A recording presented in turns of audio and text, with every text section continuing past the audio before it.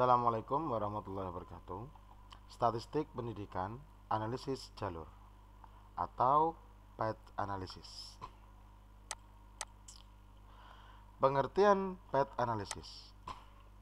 Analisis jalur atau path analysis adalah sebuah teknik untuk menganalisis hubungan sebab akibat yang terjadi pada regresi berganda jika variabel bebasnya mempengaruhi variabel tergantung, tidak hanya secara langsung namun juga secara tidak langsung. Menurut Sarwono 2012. Jadi analisis jalur itu merupakan pengembangan dari regresi. Kalau dalam regresi nanti kita bahas bahwa hubungan antara X dengan Y itu secara langsung. Namun pada analisis jalur, hubungan Y dan X itu ada yang tidak secara langsung dan juga ada yang secara langsung.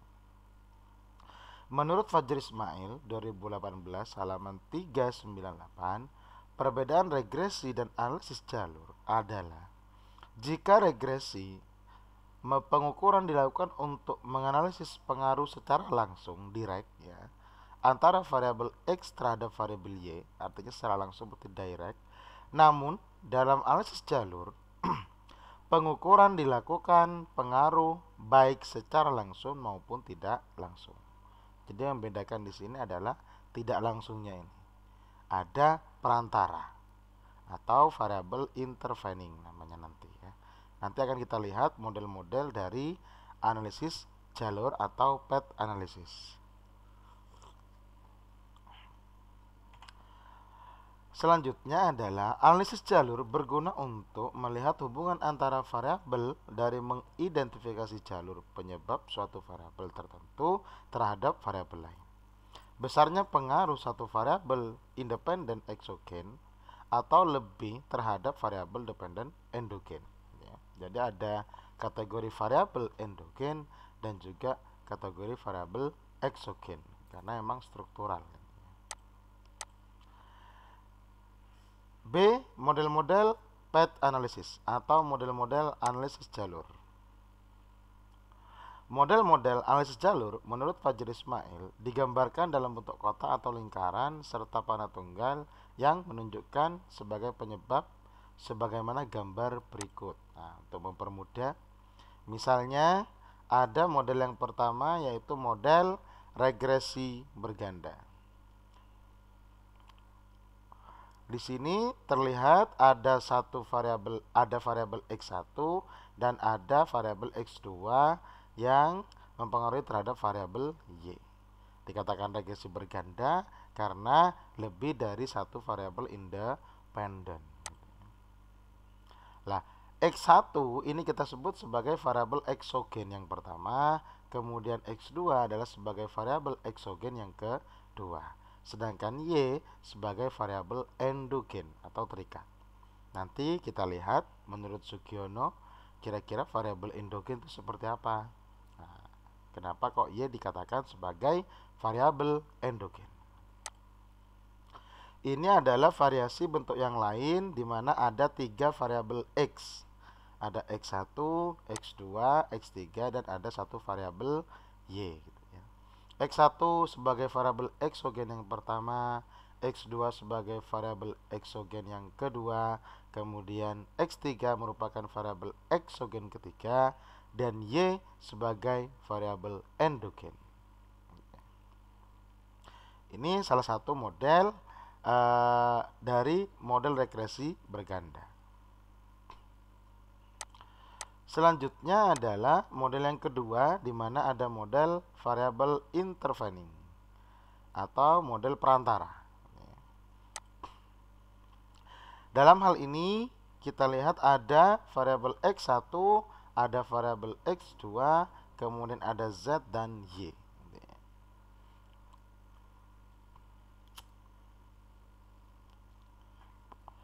Variabel X1 sebagai variabel eksogen pertama, kemudian X2 sebagai variabel eksogen kedua, dan Z adalah sebagai variabel intervening, perantara.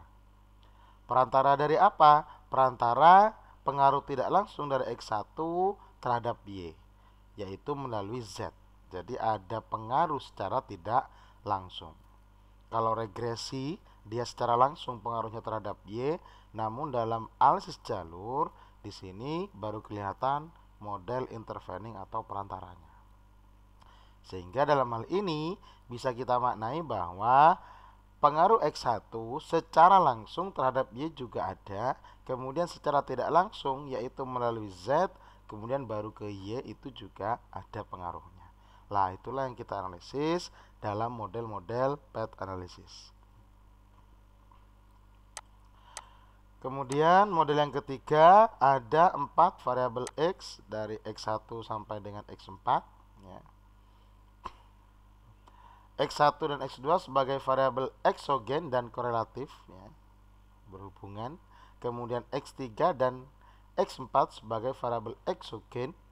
Nah, X1 dan X2 sebagai variabel eksogen bagi variabel endogen X3 ya. Jadi X1 dan X2 ini sebagai variabel eksogen dari variabel X3 yaitu yang berstatus sebagai variabel endogennya.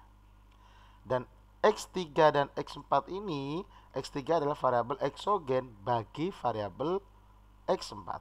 Berarti X4 ini sebagai variabel endogen. Ya, ini untuk model 4 variabel X. Gitu ya. Kita lihat secara panahnya hubungannya, pengaruhnya semuanya mengarah kepada X4. Lah, menurut Sugiono 2021 halaman 302, hubungan jalur antar variabel dalam diagram jalur, tadi kita anggap sebagai diagram jalur misalnya, adalah hubungan korelasi sehingga perhitungan koefisien jalur menggunakan skor Z. Pada gambar di bawah ya, misalnya ini variabel X1 merupakan variabel eksogen. Jadi nanti apa saja variabel eksogennya, berarti X1 juga variabel eksogen, X2 juga variabel eksogen gitu ya. Kemudian yang dalam hal ini X3 sebagai intervening, X4 ini adalah variabel endogennya. Jadi itu menurut Sugiono. Adapun asumsi-asumsi yang harus dipenuhi dalam uji analisis jalur adalah yang pertama linearitas. Hubungan antar variabel bersifat linear gitu ya. Kemudian yang kedua adalah variabel eksogen mengarah pada tepat satu panah variabel endogen gitu ya. Jadi kalau X2 ini sebagai variabel eksogen, maka panahnya tepat satu ke variabel endogen yaitu X4. Kemudian kalau X3 juga tepat satu ke X4, X1 juga tepat satu ke X4. Kemudian tidak terjadi looping atau timbal balik. Jadi tidak ada dari X2 ke X4 kemudian sebaliknya terjadi juga X4 ke X2. Tidak boleh terjadi looping atau timbal balik. Kemudian model secara keseluruhan mengarah pada satu tujuan yang sama. Dalam hal ini adalah garis pengaruhnya atau garis relasinya ini menuju pada X4 semua. Ada yang secara langsung, kemudian ada secara yang tidak langsung, yaitu melalui X3 terlebih dahulu, baru setelah dari X3 baru ke X4. Namun secara modelnya ini mengarah semuanya kepada X4 gitu ya. Ini adalah asumsi-asumsi yang harus dipenuhi dalam uji analisis jalur. Untuk mempermudah pemahaman, kita coba sebuah contoh penelitian. Misalnya terdapat judul pengaruh kualitas dosen dan layanan akademik serta kepuasan mahasiswa terhadap jumlah mahasiswa baru.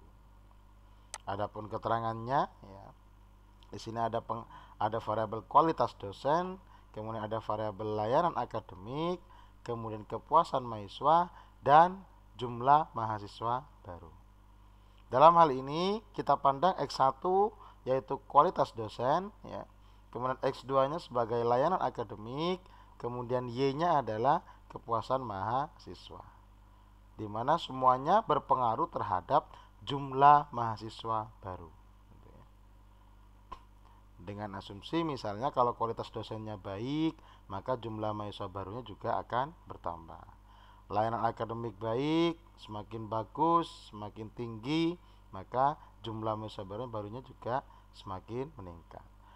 Terlebih juga kepuasan mahasiswa dalam proses pembelajarannya dari segi dosennya juga nanti juga berpengaruh terhadap jumlah mahasiswa baru. Secara teknis, anggap saja bahwa mahasiswa ketika merasa puas terhadap layanan atau sarana dalam pembelajaran di perguruan tinggi, maka secara langsung dia akan memberikan marketing kepada masyarakat di sekitarnya. Misal untuk judul ini dengan kriteria variabel-variabel tersebut, datanya misal kita ambil seperti ini. Data untuk X1 kualitas dosennya, kemudian data layanan akademik X2, kemudian kepuasan mahasiswa Y, kemudian jumlah mahasiswa baru adalah Z. Setelah dilakukan pengambilan data, barulah kita olah dengan menggunakan bantuan program SPSS. Sehingga kalau sudah ada data seperti ini, tinggal kita persiapkan program IBM SPSS-nya. Input saja data dan variabelnya, kita coba praktekkan ya menggunakan SPSS. Di sini sudah saya siapkan untuk program SPSS-nya yang sudah saya input datanya. Ini adalah variabelnya, ada variabel X1, X2, Y dan Z. Kemudian saya setting untuk variabel view-nya. Di sini skalanya adalah scale semua. Kemudian desimalnya 0, kemudian yang lain-lainnya biarkan saja tampilan defaultnya gitu ya, atau samakan dengan ini nanti. Kemudian setelah settingan ini semua sama, barulah masuk ke data view dan diinput saja nilai atau data yang ada dalam slide-nya ini. Nanti slide-nya akan saya lampirkan atau saya upload di websitenya ya. Nah, atau dengan cara cepat bisa juga kita copy datanya ini kemudian di paste ke dalam IBM SPSS sehingga nanti semuanya sudah terinput. Nah, untuk menganalisis jalur dari data ini dan juga penelitian ini, maka langkah pertama kita melakukan setelah input data ini adalah klik analyze atau kita regresikan. Perlu diketahui bahwa nanti kita akan 2 kali regresi. Yang pertama adalah X1 dan X2 terhadap Y. Kemudian regresi yang kedua adalah X1, X2, Y terhadap Z gitu ya. Yang pertama dulu yaitu X1 dan X2 terhadap Y. Klik analyze, kemudian regression, kemudian linear. Karena kita akan meregresikan, kita ingin mengetahui dulu 3 variabel ini, X1, X2, dan Y, maka dependennya kita anggap sebagai Y, kemudian independennya X1 dan X2. Sementara Z belum kita masukkan. Setelah itu langsung di OK saja, sehingga akan muncul yang namanya output seperti ini. Ini kita anggap misalnya regresi 1, misalnya seperti itu. Regresi 1 mana? Yaitu antara variabel dependennya Y, kemudian ada X1 dan X2. Setelah regresi yang pertama, setelah itu kita regresikan kembali, biarkan saja outputnya, maka kembali lagi klik analyze, kemudian regression, setelah itu linear. Nah, dalam hal ini kita akan memposisikan Z sebagai variabel dependent. Kita kembalikan Y-nya, kemudian Z-nya kita masukkan. Nah, kemudian Y-nya menjadi variabel independent. Berarti kita ingin mengetahui pengaruh X1, X2 dan Y terhadap Z gitu ya, terhadap Z. Kalau sudah di OK saja, maka akan muncul regresi yang kedua, yaitu ini. Ini adalah regresi yang kedua. Kalau regresi yang pertama adalah ini ya. Regresi yang pertama adalah ini, di mana ada variabel Y sebagai variabel dependent dan variabel independennya cuman X1 dan X2. Namun di regresi yang kedua, di sini kita lihat ada variabel Z sebagai variabel dependen dan ada variabel X1, X2 dan Y sebagai variabel independen. Ya. Jadi ada dua model regresi di sini. Nah, untuk mempermudah dalam interpretasinya, kita kembalikan ke keterangan-keterangannya di outputnya sini ya. Saya kumpulkan di sini untuk regresi yang pertama dan kedua. Ini adalah regresi yang pertama. Ya.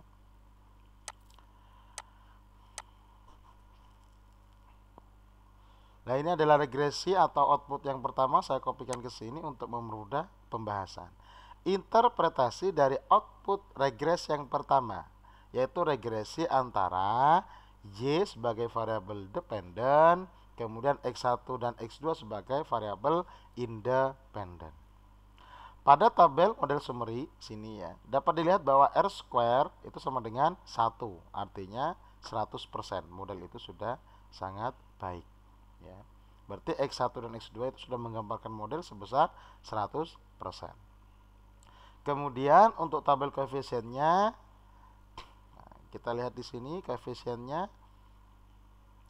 Yang tabel yang ini yang paling bawah ya, itu dapat ditunjukkan nilai signifikansinya ya untuk X1 yaitu 0,007. Di mana karena 0,007 ini kurang dari 0,05, maka bisa kita simpulkan X1 signifikan mempengaruhi terhadap Y. Ya. Begitupun juga dengan yang X2, yaitu nilai signifikansinya adalah 0,001, kurang dari 0,05. Berarti X2 juga secara signifikan berpengaruh terhadap variabel Y. Sedangkan untuk nilai koefisien, standardized koefisien betanya, sini ya, yang ini ya, sebesar 0,337 untuk X1-nya, kemudian untuk nilai koefisien X2-nya adalah 0,661. Yang ini ya, standardized koefisien betanya, bukan B yang ini tapi yang ini. Sedangkan nilai errornya dapat dihitung dengan cara E1 sama dengan akar 1 dikurangi 1,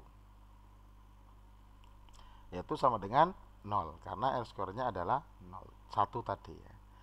Sehingga berdasarkan ringkasan kesimpulan regresi 1, ilustrasi gambar model jalurnya sebagaimana gambar di samping.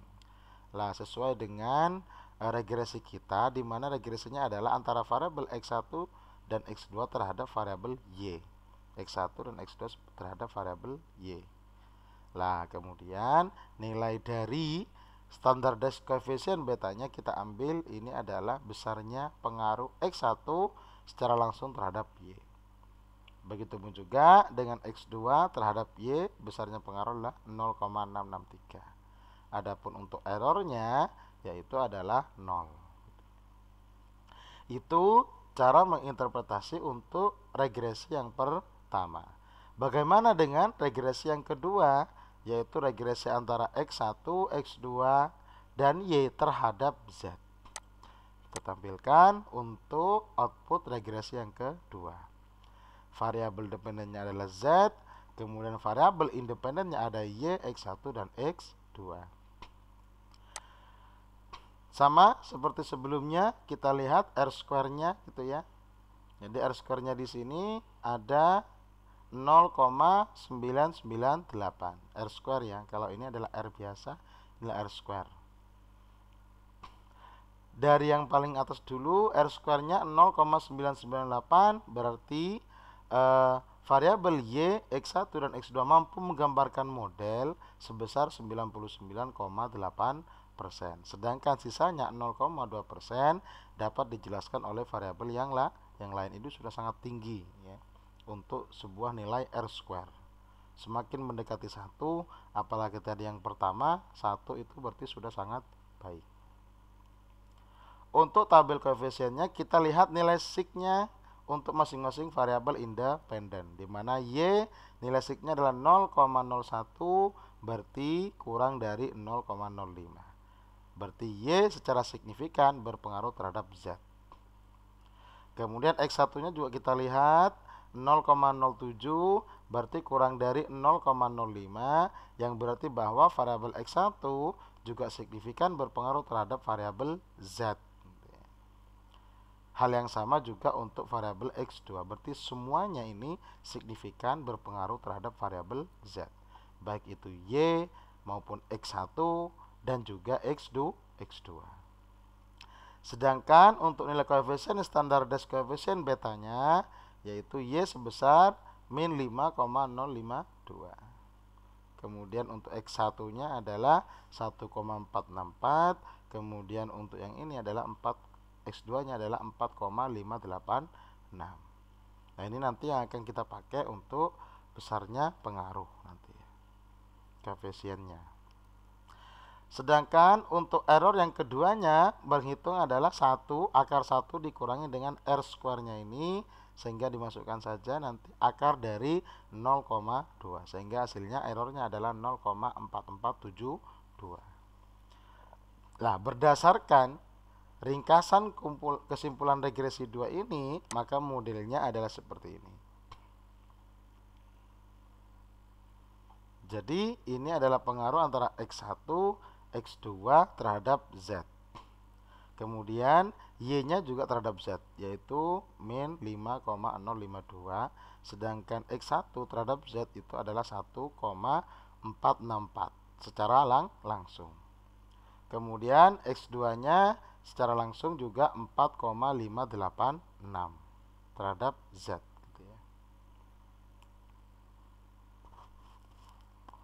Kemudian ini didapatkan dari model regresi yang pertama, yaitu pengaruh X1 terhadap Y dan X2 terhadap Y. Berarti dalam hal ini X1 mempunyai pengaruh secara langsung terhadap Z yaitu sebesar 1,464. Begitupun juga dengan X2 mempunyai pengaruh secara langsung terhadap Z yaitu 4,586. Kemudian X1 ini juga berpengaruh terhadap Z secara tidak langsung, yaitu melalui variabel intervening Y. Nah, dimana nanti perhitungannya adalah dengan cara hubungan X1 terhadap Y, kemudian juga Y terhadap Z. Jadi seperti ini untuk analisis jalur di mana ada dua variabel eksogen dan satu variabel intervening serta ada satu variabel endogen. Jika kita kembalikan pada konteksnya, berarti berdasarkan interpretasi regresi 1 dan regresi 2, maka dapat disimpulkan bahwa terdapat pengaruh yang signifikan dari X1 dan X2 terhadap Y dan berdampak pada Z. Karena X1 adalah kualitas dosen, X2 adalah layanan akademik, kemudian Y-nya adalah kepuasan mahasiswa, dan Z adalah mahasiswa baru, jumlah mahasiswa baru maksudnya, maka tinggal kita kembalikan ke konteksnya. Berarti terdapat pengaruh yang signifikan dari kualitas dosen dan layanan akademik terhadap kepuasan mahasiswa dan berdampak pada jumlah mahasiswa baru. Berarti dalam hal ini bisa kita ulas lebih jauh bahwa kualitas dosen yang baik atau sangat baik dan layanan akademik yang baik dan sangat baik itu akan berpengaruh positif terhadap kepuasan mahasiswa. Di mana hal tersebut juga kualitas dosen juga sangat berpengaruh terhadap jumlah mahasiswa baru. Layanan akademik juga secara langsung juga berdampak positif terhadap jumlah mahasiswa baru. Dan kepuasan mahasiswa juga berdampak pada jumlah mahasiswa baru. Itu dia untuk analisis jalur dengan menggunakan program SPSS. Sekian saya akhiri, kurang lebihnya mohon maaf. Wassalamualaikum warahmatullahi wabarakatuh.